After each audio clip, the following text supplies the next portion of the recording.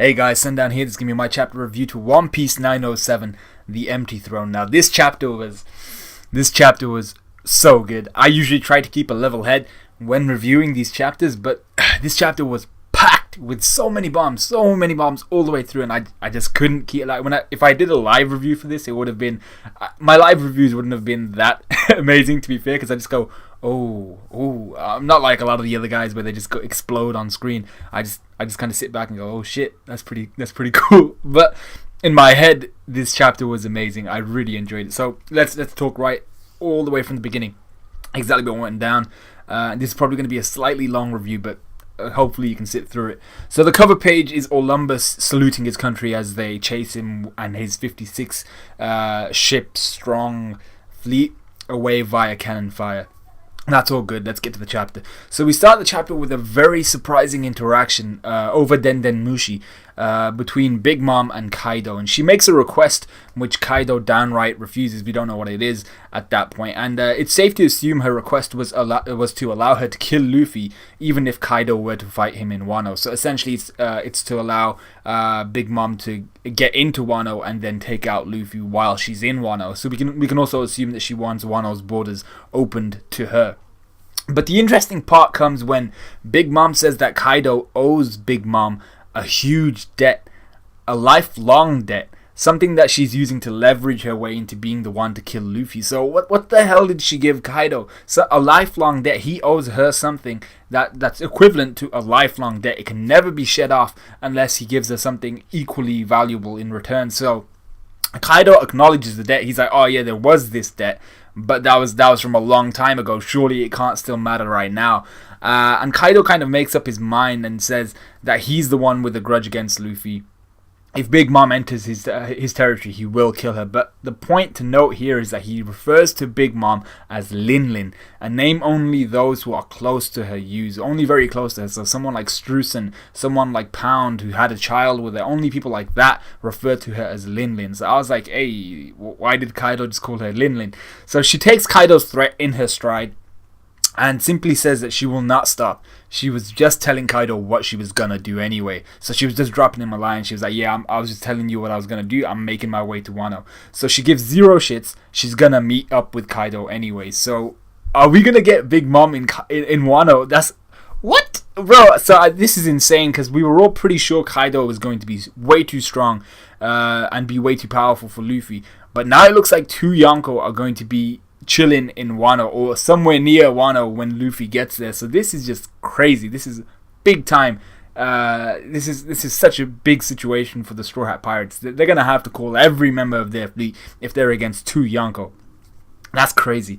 So she finishes the conversation with, let's get along just like the old days. Now this is even crazier because first off, Kaidou calls her Lin Lin, suggesting he might know her from somewhere before, but she also says let's get along like the old days. So Kaidou owes her a huge debt. I have no idea what it was. People are theorizing that she could have given him years of life, but I'm pretty sure Big Mom's devil fruit doesn't work on people. She can't take years from like a creature and then give it to someone else. I think she can take years from someone and put it into an inanimate object, but I don't think she can give the years to an animate object like a human being. Maybe to animals or something like that, but she can't give it to humans. She can't make humans last forever. So I doubt that's there, unless Kaidou, of course, wasn't human to begin with. But does it have to be... can she not affect humans, or can she not affect creatures with a soul already? I think it might be creatures with a soul already. So she gives zero shits. She's gonna possibly be in Wano, and this is insane. She, like I said, Kaidou owes her a huge debt, and they have some sort of relationship from the past. We'll find out more later this chapter. So we then go to Marineford, where shit has hit the fan because everyone has found out that Big Mom is going to meet with Kaidou. The Marines are shaken because the two Yonko didn't even encrypt their phone call. They don't care that the Marines know. Essentially, they're just like, how are you gonna stop us? We're gonna go meet. Or it's more in Big Mom's case because Kaidou doesn't really want to see her. But she's just giving the Marines the question of how are you going to stop us right now. So the Marines also know that only the admirals or the Shichibukai have a chance of stopping them, and really, well, realistically speaking, the Oka Shichibukai are kind of wastemans. They're not all that powerful. I mean, like in the past they have been powerful, and they may still be quite powerful, but they're not on the level of the Yonko. So realistically, only the admirals have a chance of even trying to stop the Yonko. But everyone worth their salt is already attending Reverie as a god, meaning the Marines are in a very precarious situation here. They can't respond to this threat at all.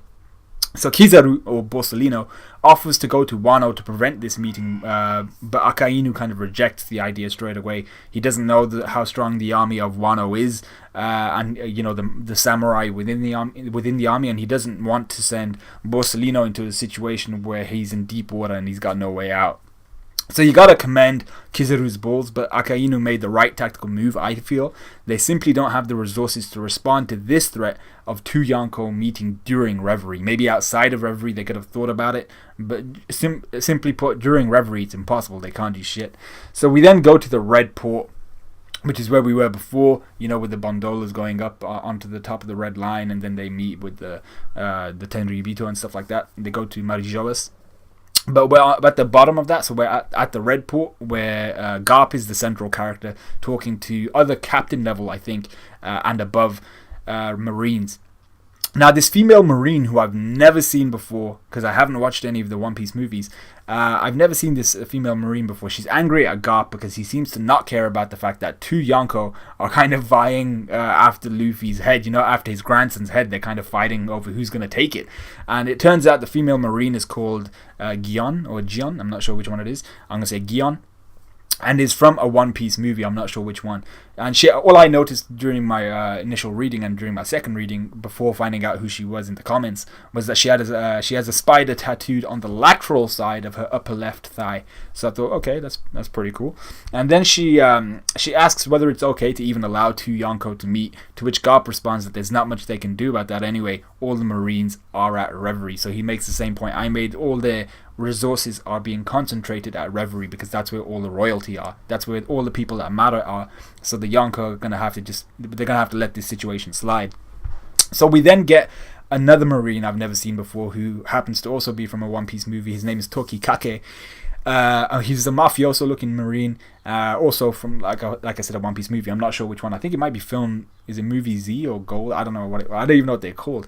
So he asks what Sakazuki has said about the Yonko meeting, to which Gion says that Sakazuki said that the Wano Kingdom is it's outside of the world government, in terms of it's not allied with the world government, so it's outside of the world government's jurisdiction, therefore they will do nothing about it.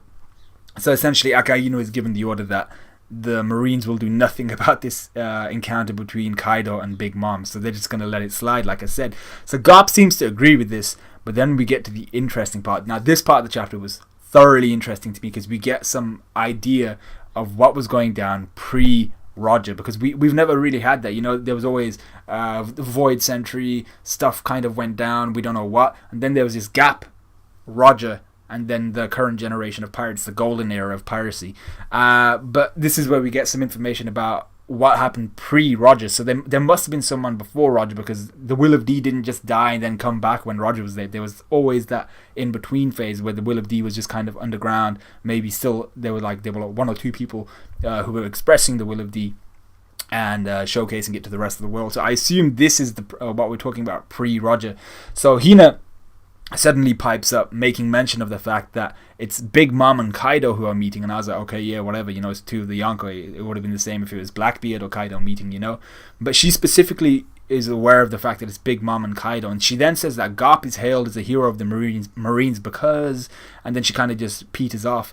And thankfully Garp takes up the conversation and kind of understanding what Hina was saying, and he fills us in on what Hina was about to say. So it turns out that Garp is hailed as a hero of the Marines, not just because of his encounters with Roger and things like that, but because of his actions against an individual or a crew, and I think it's more the crew, known as Rocks or Locks, but it was translated as Rocks in Jaimini's box, and it's translated as Locks in Manga Stream. I think it might be Rocks.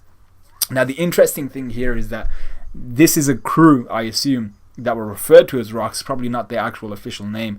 But they were pre-Roger, so when Garp was in his prime more than 40 years ago, that's what he was doing. He was fighting against these mans, and we're told that this crew lost its captain, something I think we can attribute to Garp, making him the famous character he is today. This is where Garp got his title from, the hero of the Marines. This is why Garp is that character.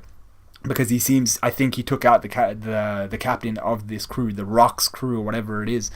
But the real dirt here is that 2 members of this crew are current Yonko, Kaidou and Big Mom. Oh my god, this is crazy. So 2 members of the same crew are now Yonko, and this crew must have been insane if someone like Kaidou was there, if someone like Big Mom was there. And this is what Big Mom was referring to when she mentioned the good old days to Kaidou. And who the hell... What I want to know is who the hell was the captain of 2 crazies like Kaidou and Big Mom? And more importantly, Big Mom and Streusen started the Big Mom Pirates when she was like 6 years old. So when did she have time to join another crew? If really out of her isolation, Streusen found her and then they made the Big Mom Pirates straight away. There was no time unless she kind of like flew under the banners of this crew. Or maybe when she first started the Big Mom Pirates, the first thing they did was join another crew to kind of gain experience as to what a pirate should be like, and they found this Rocks organization or this Rocks crew, and that's where they started, and Kaidou was already there or something like that. So the bottom line is Kaidou and Big Mom were once crewmates under the same flag, and that's crazy. And all I want to know is who the hell was the captain? So the best part is that Hina says that even though they've lost their captain, referring to this Rocks crew, they continue to gain power. So apparently the Rocks crew is still out there somewhere, and they're gaining power. And Garp tells Hina that there's no use worrying, but if they were to return, they would be a threat beyond imagination. So what the hell is going on here? There seems to be essentially a crew gaining power that we haven't even heard of yet. One that Garp feels will be indomitable if they make a complete return. So if another superpower is thrown in the mix as of now, with the revolutionaries, the pirates, the Yonko, Shichibukai, the marines and admirals and all that stuff, Cypherpole, this could be a shitstorm going forward, especially if this crew kind of reassembles, or if Kaidou and Big Mom come to a kind of... they make some sort of alliance or something like that, and they come to some sort of agreement and they revive this crew off their own back or something like that. That would be crazy, especially if they gain like old crew members from this Rocks crew or something like that. It would be crazy. So I just want to see what's going on with that and see what the hell's going on, because I'm so confused and I'm really hyped at the same time. So we then go back to Mary Joas, where we're shown Stelly being introduced to the empty throne, a place where kings pledge that they will not sit. It's the throne where they pledge that they will not take the throne, they will not sit on the throne, to ensure that no one king will rule the world. So we see 20 weapons around the throne itself, where the founding 20 members of this world, so the creating members of this world, the original Tenryubito, you can assume, where they made their first pledges 800 years ago. And a level below those 20 weapons, we see many more swords, which are the pledges made by kings since 800 years ago. So the guide, who's with Stelly at this point, makes a point of it to mention to Stelly that no single person is allowed to rule over all the kingdoms, just like how even the highest authority in the world, the Gorosei, are comprised of 5 people. So there's not one single individual in the Gorosei who is the top. They're comprised of 5 individuals. And it's also suggested that the Gorosei are Tenryubito. I'm not sure if I've ever really considered that. It wasn't too much of a surprise, but I'm not sure if that's ever actually been stated. But it was kind of more or less stated in this chapter. They're the helm of the Tenryubito. They sit at the helm of the Tenryubito. I'm just like, okay, so maybe they are from that bloodline. So obviously Stelly's only reaction over here is to like seriously covet the throne big time, and I was like, yeah, he's probably going to sit on the throne, so he's probably going to get his ass kicked, but maybe that'll cause some sort of uproar or something that'll allow the revolutionary army to go in during like all the shitstorm, to just go in and do whatever they need to do. So we then go to the socializing plaza within Pangaea Castle, where Shirahoshi is in the process of being captured by Saint Shalos, while the rest of the world's royalty kind of just can only watch because they don't want their kingdoms to be destroyed. Vivi and Rebecca are going apeshit whilst the other royals are holding them back. Even Wapol looks concerned and out of sorts, so you can see how messed up this whole kind of situation is. Sai holds back Rebecca whilst the royals flee from the area, trying to escape punishment from a Tenryubito. And Leo, he can't really sit there and do nothing while a friend of Luffy's is hurt, so he's like, nah, if the boss man's friends are getting hurt, I gotta do something. So he moves in to attack, and Sai notices this and he's kind of too late to stop Leo, so the only thing he can do is join Leo in pursuing this battle. So for a chicken shit Charles, he seems very calm about the impending attack of both Sai and Leo, only for Sai and Leo to suddenly get knocked back by someone. And stood there like a wall between royalty and Tenryubito, we see Cypher Paul Zero. But the first individual we see is Rob Lucci, and we see him again for like the first time since Dressrosa. And even then, I was still hyped when I saw him. I kind of just went, bruh, it's Rob Lucci. I was like, yo. So it's something which really surprised me and got me really hyped. Even though we have seen him since Eni's Lobby, we have seen him in Dressrosa, but I don't know, every time I see Rob Lucci, I kind of get the vibes again, it's like, oh my god, he's not the pinnacle of evil, but he's just that guy who's crazy and gave Luffy such a difficult time. And we see that his beard is kind of grown out a bit with a ball of hair hanging from like a rope of hair on his chin. We see Stussy looking more like a Cypher Pole agent with like fishnet, what are they called? Fishnet tights? Yeah, fishnet tights, and she's kind of wearing like this blazer with her arms, not in the arms, and not in the sleeves even. She's wearing a tie like over this skirt. We also see our boy Kaku, who notifies Sai and Leo that their presence just saved the world of a few kingdoms going missing. He's like, oh, we're going to put you under the rug. So Lucci then unloads some spiel about how the Tenryubito are the gods of this world and they can take what they want and blah blah blah blah blah. The typical Tenryubito kind of talk. This annoys Vivi, who tells Lucci to give back Shirahoshi and all that stuff. And suddenly our boy Neptune makes a move, loading up a punch while telling everyone really he'd rather go back to the sea if the world above is like this. Rebecca seems to take this to heart for some reason, telling Neptune that the celestial dragons aren't human. She's trying to like convince him like, all humans aren't like this. He kind of already knows that, and he was just kind of making a statement, So as Neptune kind of cries tears of regret for Otohime's memory, CP0 are ordered to kill Neptune, and this is where Lucci's true face is shown, and why he's such a madman. I mean, he may chat shit about all the the Tenryubito being gods and all that stuff, and like, I'm a servant of the gods, blah blah blah. But the reality of it is that Lucci enjoys to kill and serves people who give him the right to kill freely. First with Spandam, but now he serves the Tenryubito, and really there's no one above the Tenryubito apart from the Gorosei, so he can kill anyone and get away with it. That's the nature of Lucci. So as emotions kind of reach a crescendo, we suddenly see Sharlos take a club straight to the face, sending him sliding across the plaza. Everyone pauses, even Lucci and Neptune. They're just like, well shit, who the hell just did that? So it turns out another celestial dragon popped out and hit Sharlos across the face with a club, making him slide across the ground. And he apologizes for Sharlos' behavior, very un-celestial dragon-like,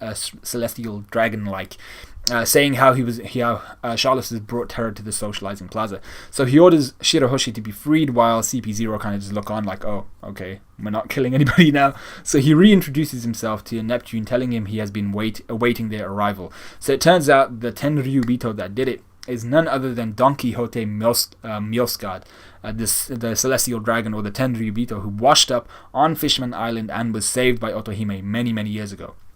So he seems to have changed himself for the better, and says he has become human because of Otohime. So she didn't die in vain. She actually managed to change someone, and at least the person she changed was a Tenryubito, someone who's a god of this world, so she didn't die in vain at all. So with this, the altercation in the socializing plaza seems to have been taken care of, with the Ryukyu kingdom now being backed by Miosgard, or Don Quixote Miosgard. Also, the Don Quixote family has had several members who have changed for the better, which is kind of a pattern apart from obviously Doflamingo. So maybe Miosgard will have a larger part to play in the future. We can only hope to see more of him again. Maybe he might actually help some of these kingdoms allied with Luffy in his kind of pursuit of what's right in the world, and pursuing kind of Otohime's idealistic future.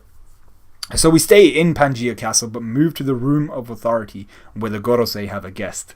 They tell this man that they are holding revelry, and a man such as him has no place amongst the world politics. However, they also tell him that they'll hear him out because of the nature of who he is. We'll hear you out because of your status and who you are. You've earned that much respect from us. So the guest thanks him politely and takes a seat. We then see his face.